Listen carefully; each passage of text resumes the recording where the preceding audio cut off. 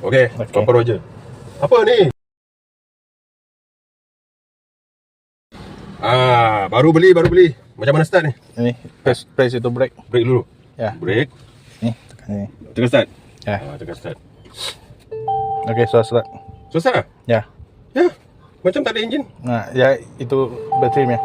Oh, so sekarang masuk gear. Gear. Gear macam mana? Masih biar dulu. Seatbelt dulu. Oh. Nah, kalau si biar dia tak berjalan. Tekan sikit minyak. Oh, langsung tak gerak. Sikit ada kamera lagi nampak? Tunjuk kamera. Lagi sini nampak. Ya. Semua nampak, tiang-tiang semua nampak. Kepada yang takut pakai kereta full bateri, yang ni hybrid 1.5 turbo. Ya. Pemasuk Rotex RM90 lah. Betul? 120. Hah? Segmen C ini. Oh, saya mesti 120. Tak mahal pun. Lepas ni aku bagi nombor telefon Jun. Boleh beli dengan Jun. Mana Kuala Selangor Asam Jawa. Asam Jawa, sorry.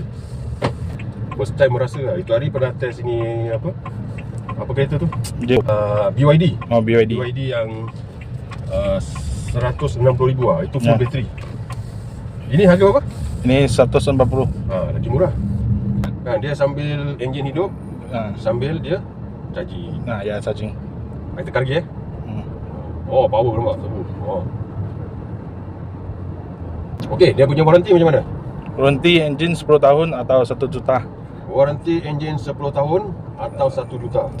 Maknanya kalau buat loan bank 9 tahun, pakai je lah. Ya. Sebab ada waranti kan. Bayar je lah bulan-bulan kat bank. Itu. Okey, itu waranti enjin. Yes. Waranti bateri? Bateri 8 tahun atau 1 juta kilometer. Bateri 8 tahun. Masa tengah slow macam ni, dia pakai bateri.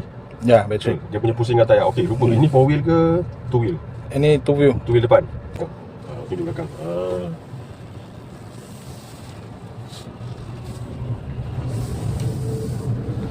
Okey, model ni saingan dia siapa? Model apa? Kalau Honda, kalau kata orang nak compare lah, kereta ni dengan Honda CR-V. Honda CR-V. Toyota Cross. Toyota Cross. Okey, Honda CR-V berapa harga? Saya ingat, tak tahu. 18 ke 19.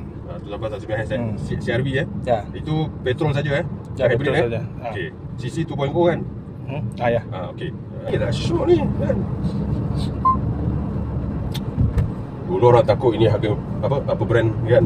Ya, sekarang brand sudah sana. bagi waranti mah. Takut apa lagi, belasah je lah kan. Gila babe.